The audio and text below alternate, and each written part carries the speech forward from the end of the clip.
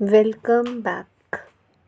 In this video, I am going to discuss with you three topics: factors contributing to the healing in psychotherapy, then ethics in psychotherapy, and alternative therapies.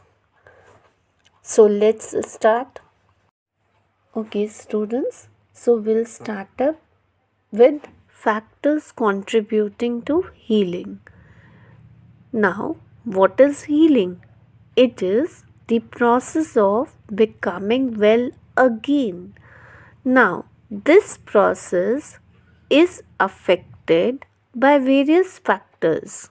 In general, if you see, even when you have fever or you have any physical disorder, then also healing is affected by various factors like your own willpower, your doctor, the way he treats you, and so on and so forth. Same way, it goes for psychological disorders also and for psychotherapy also. These factors are divided into four.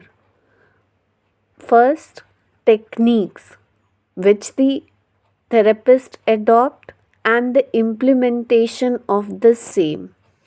That means कि therapist कौन सी technique apply कर रहा है और उसका implementation वो सही से कर रहा है, इस पर आपकी ठीक होने की प्रक्रिया डिपेंड करेगी.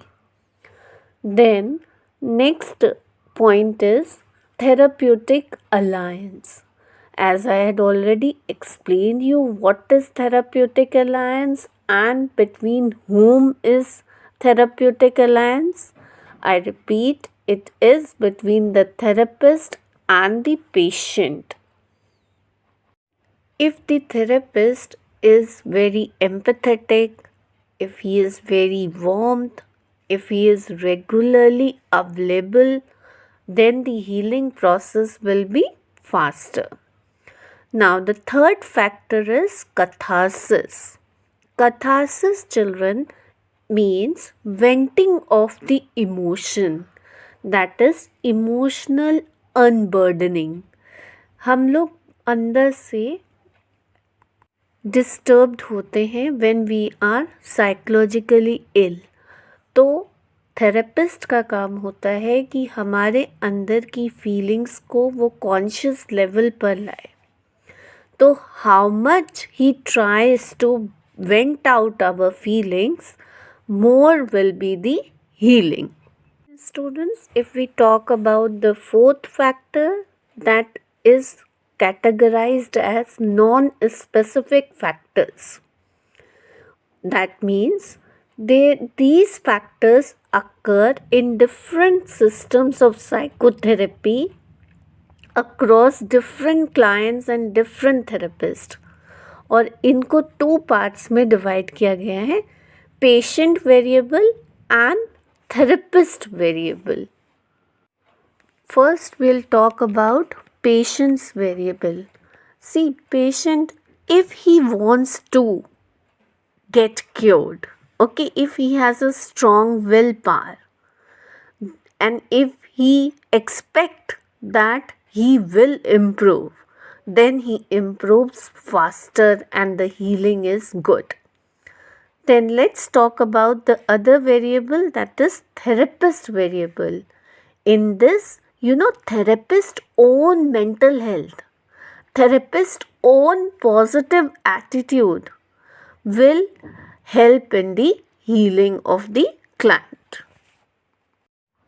Okay, students, now we'll discuss ethics in psychotherapy.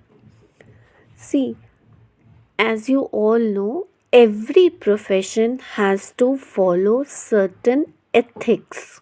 Okay?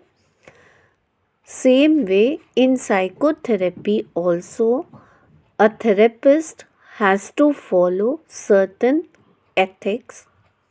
First is informed consent.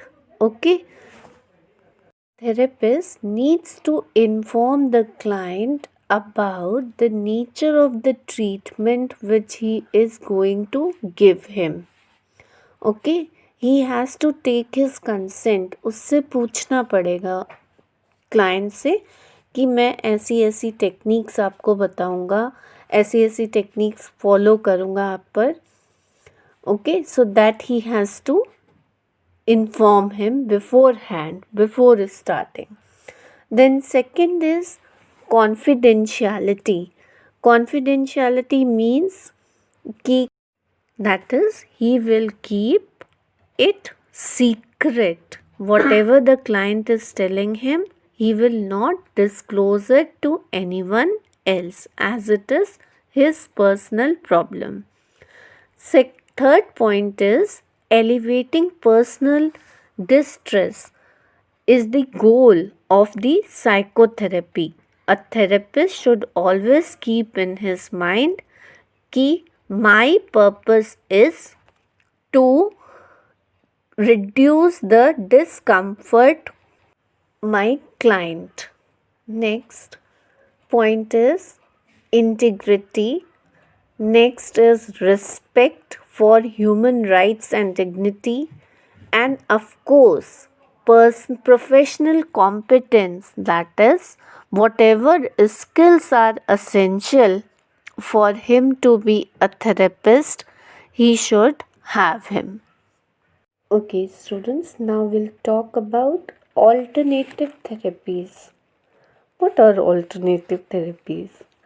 Means therapies which are available apart from, like for various physical disorders we use allopathy, we use homeopathic is an alternate treatment. Or in the same way students, we have alternative techniques for the treatment of psychological illness apart from psychotherapy. Okay, such alternative therapies are which work in psychological illness are first yoga.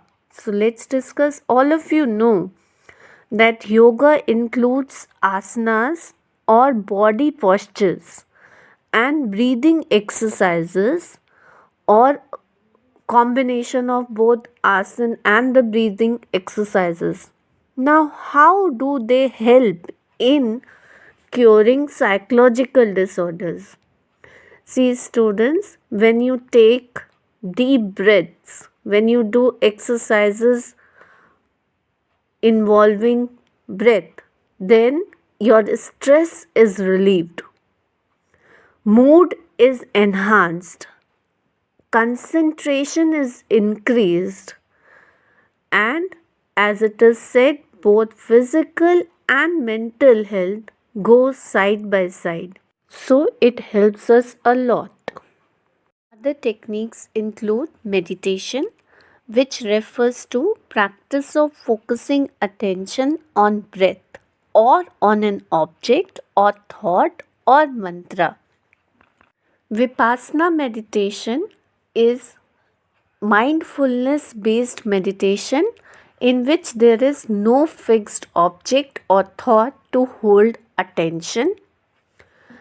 And then we have sky and kundali yoga. All these techniques are very effective in the treatment of mental